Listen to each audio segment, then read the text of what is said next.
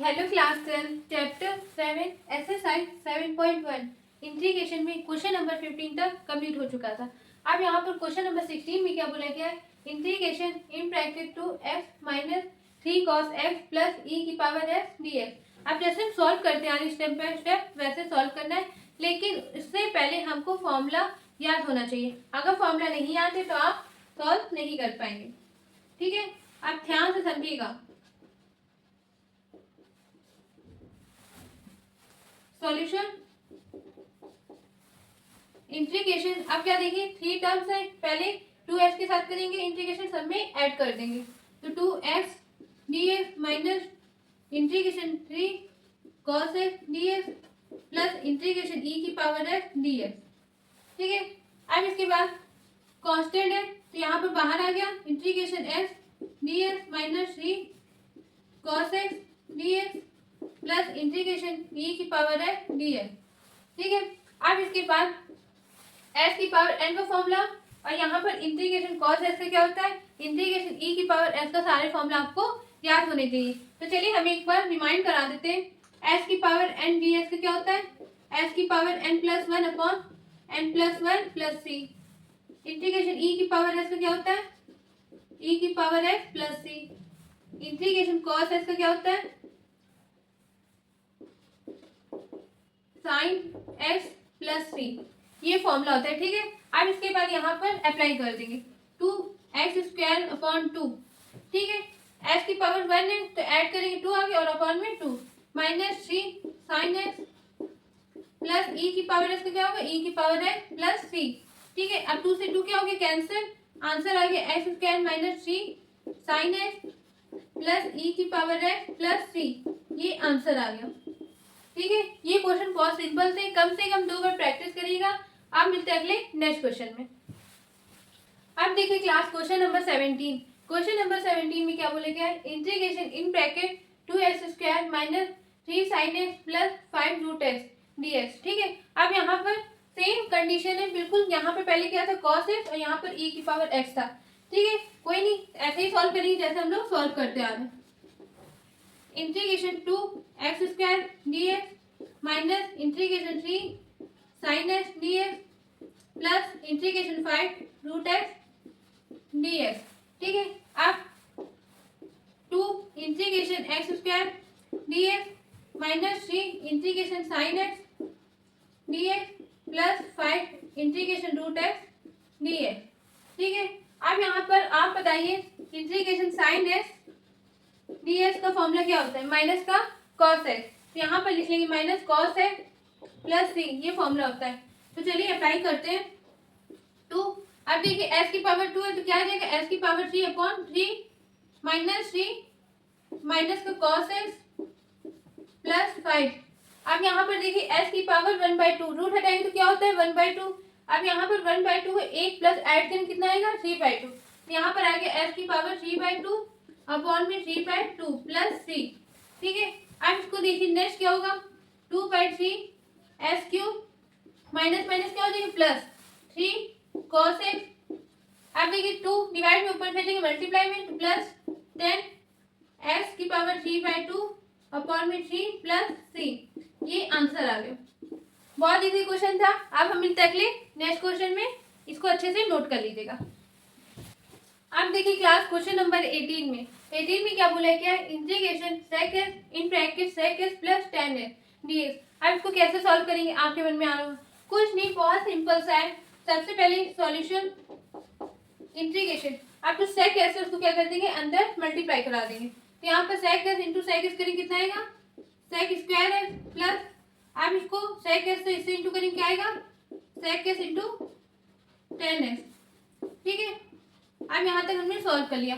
अब इसके बाद इंटीग्रेशन sec² s के साथ करेंगे और एक बार integration sec s into tan s, तो यहाँ पे लिख लेंगे integration sec² s dx plus integration sec s into tan s dx।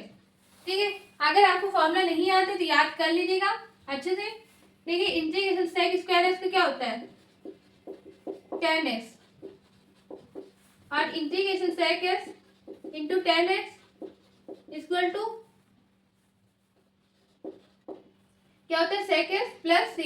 ये फॉर्मूला होता है, ठीक है। अब इसके बाद यहाँ पर अप्लाई करेंगे, सेक स्क्वायर एस का क्या होता है, tan x plus sec s into tan x का क्या होता है, सेक एस प्लस सी।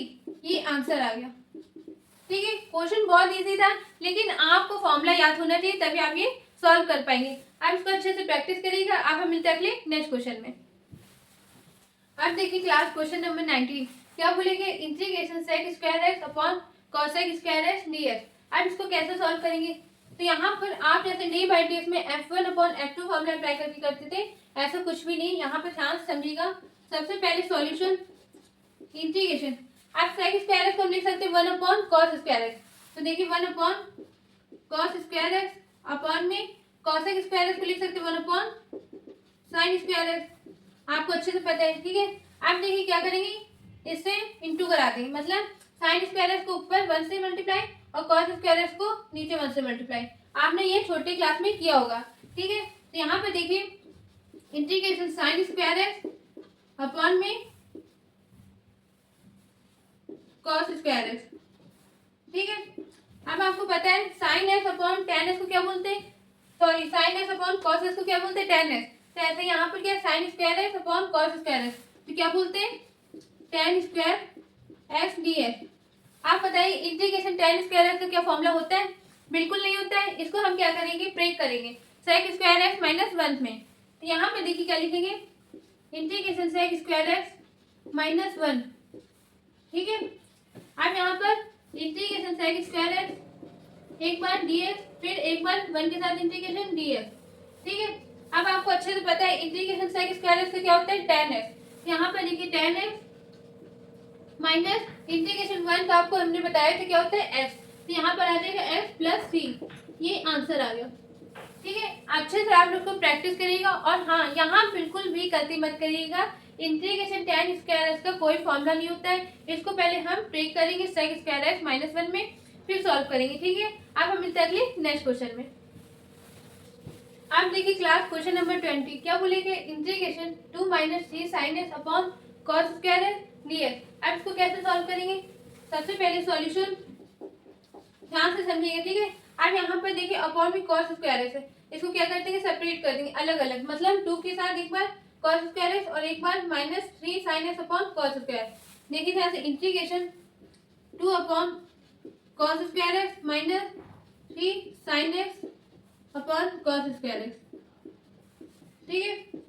यहाँ तक क्लियर। अब इसके बाद एक बार इसके साथ करेंगे इंटीग्रेशन और एक बार इसके साथ। तो चलिए करते हैं, integration 2 upon cos square x dx minus integration 3 sine x upon cos square x dx, ठीक है। अब आपको अच्छे से पता है 1 अपॉन कॉस स्क्वायर एक्स को क्या बोलते हैं, सेक स्क्वायर एक्स।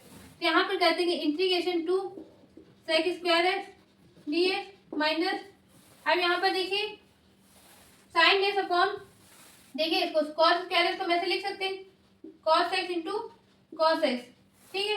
अब देखिए sign x upon cos x को क्या बोलते हैं, टेन एक्स। यहाँ पर टेन एक्स आ गया और एक बार 1 अपॉन कॉस एक्स को क्या बोलते हैं, सेक एक्स, ठीक है डी एक्स। आप चाहे तो सेक एक्स इधर लिखते थे, टेन एक्स लिखते थे, आप पर डिपेंड, गलत नहीं है, ठीक है, सही में। अब देखिए यहाँ पर ये कांस्टेंट तो क्या हो जाएगा, बाहर आ जाएगा, 2 integration sec square x d x minus 3 integration sec x into tan x d x, ठीक है। अब आपको अच्छे से पता है फॉर्मूला क्या होता है इसका, इंटीग्रेशन सेक स्क्वायर एक्स का होता है tan x, integration sec x into tan x का होता है सेक एक्स, ठीक है। तो यहाँ पर अप्लाई कर देंगे 2 tan x minus 3 sec x plus 3। ये आंसर आ गया। बहुत इजी क्वेश्चन था। अब आपके मन में आ रहा होगा एक क्वेश्चन कि हमको कैसे पता चलेगा ये कैसे करना है, इसमें क्या क्या हमको करना पड़ेगा। देखिए मैथ में आपको प्रैक्टिस करेंगे, अगर आप जितनी बार प्रैक्टिस करेंगे आपको खुद आइडिया लग जाएगा कि हमको कैसे सॉल्व करना है, ठीक है। इसको कम से कम 2 से 3 बार प्रैक्टिस करिएगा। आप हम मिलते हैं अगले नेक्स्ट वीडियो में नेक्स्ट क्वेश्चन के साथ। Thank you.